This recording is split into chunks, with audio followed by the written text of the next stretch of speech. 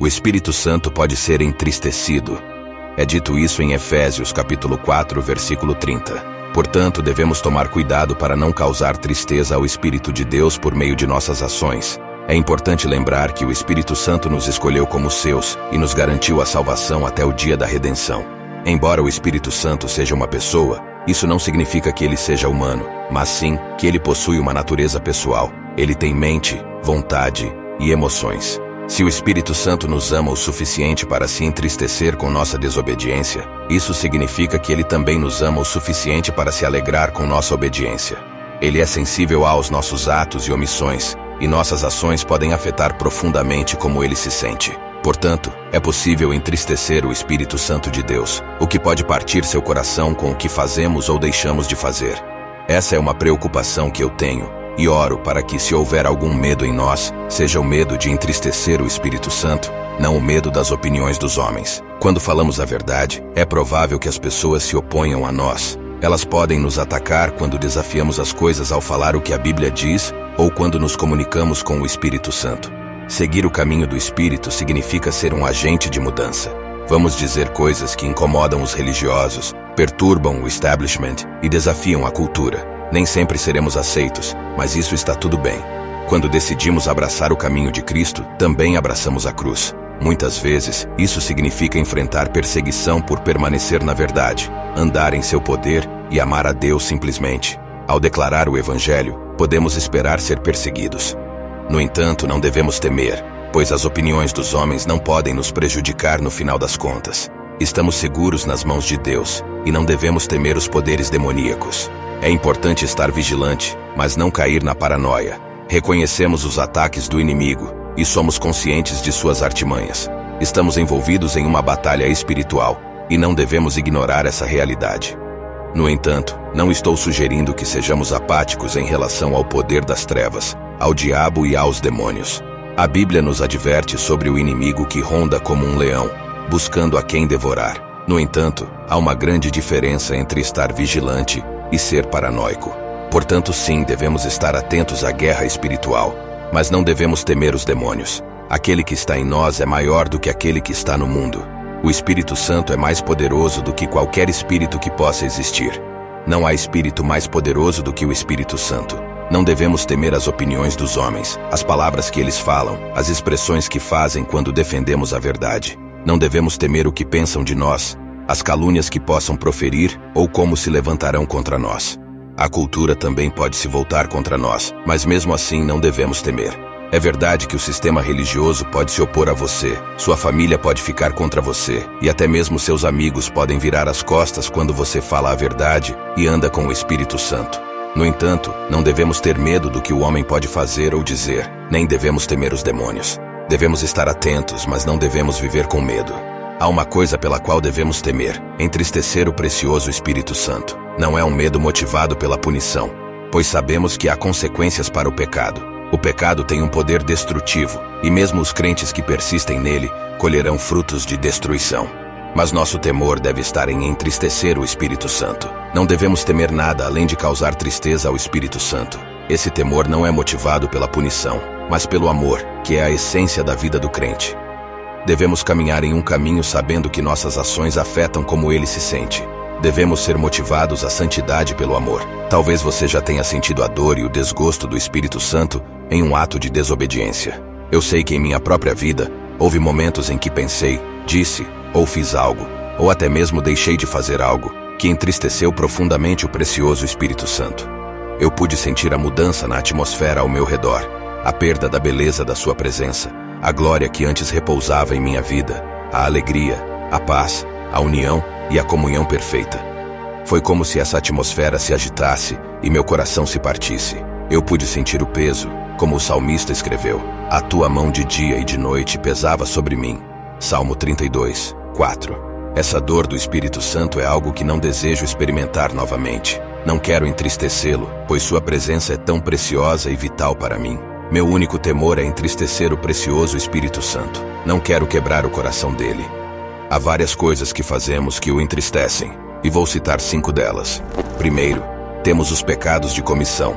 São aquelas ações que sabemos que não devemos fazer, que violam a palavra de Deus, a natureza dele e as instruções que recebemos do Espírito Santo. Quando realizamos essas ações que sabemos que são erradas, partimos o coração dele.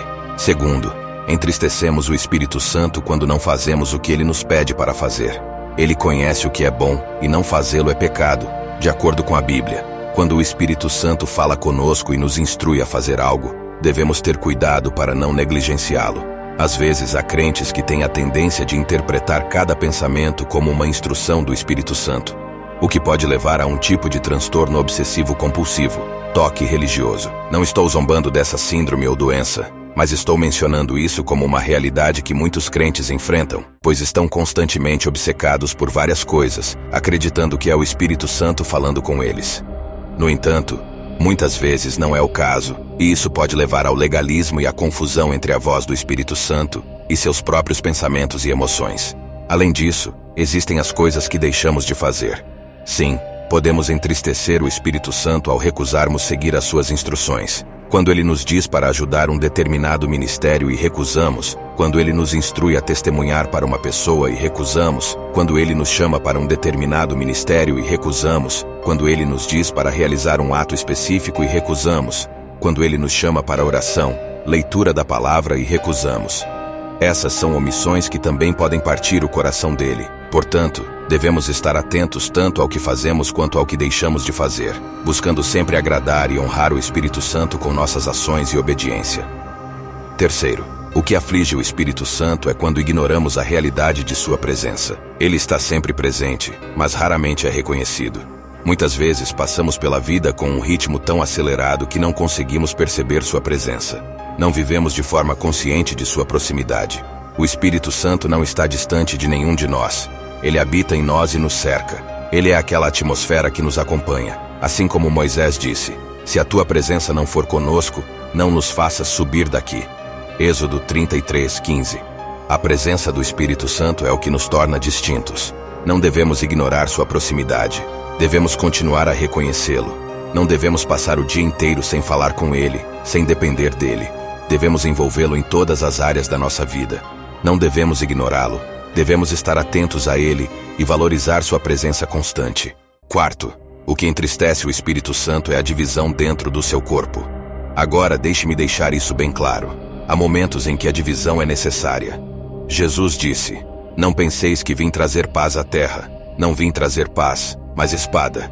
Pois vim causar divisão entre o homem e seu pai, entre a filha e sua mãe, entre a nora e sua sogra. Mateus 10, 34 e 35.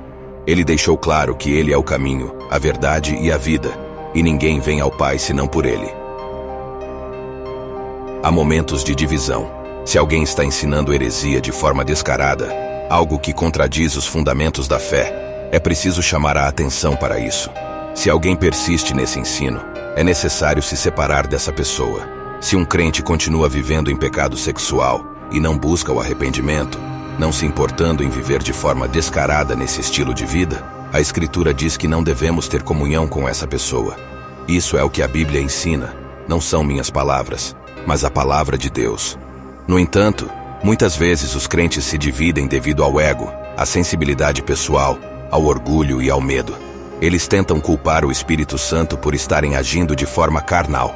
Dizem coisas como, eu sinto que o Espírito Santo está triste com você, ou eu sinto algo estranho em meu espírito sobre você, quando na realidade estão expressando seu próprio desagrado pessoal.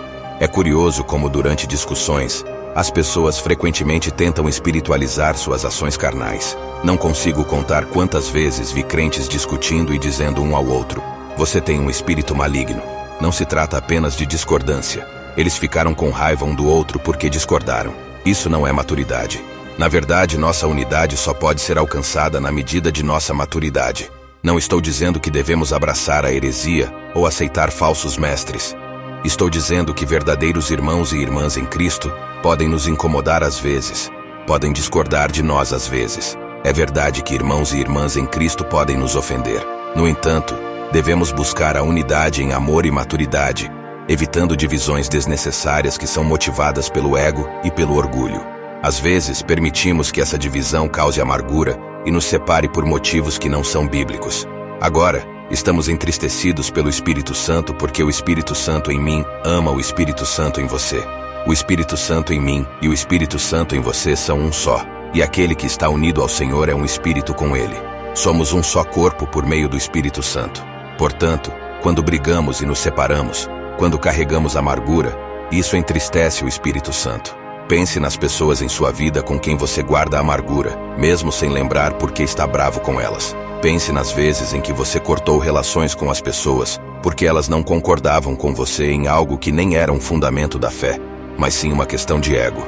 Isso é imaturidade, e essas são as coisas que fazemos e que entristecem o Espírito Santo. A divisão do Espírito é uma delas.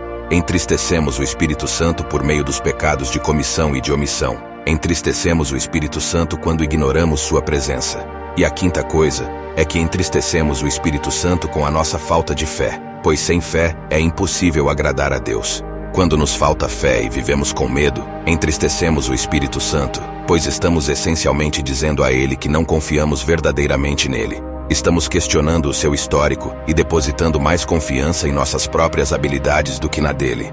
Isso é falta de fé e causa dor ao Espírito Santo. Devemos buscar a unidade, deixando de lado amarguras e divisões que não são fundamentadas na palavra de Deus. Devemos ser sensíveis à presença do Espírito Santo em nós e nos outros, buscando a paz, o perdão e a reconciliação. Devemos viver com fé, confiando em Deus em todas as circunstâncias. Assim, poderemos viver em harmonia e alegria, honrando e agradando o Espírito Santo em tudo o que fazemos.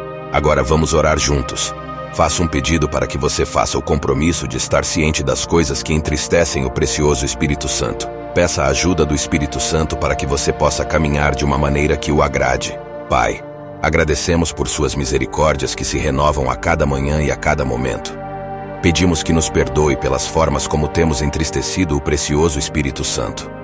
Agora diga a Ele: perdoe-me, Espírito Santo. Diga a Ele: ajude-me a te agradar e não te entristecer.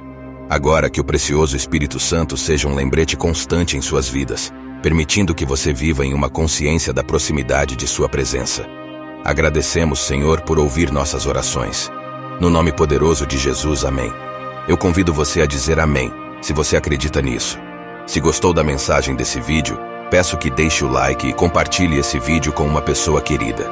Peço que agora assista esse vídeo em que conto a razão por que muitos irão aderir à marca da besta. Esse vídeo é muito importante para nos preparar. Até o próximo vídeo e que Deus nos abençoe.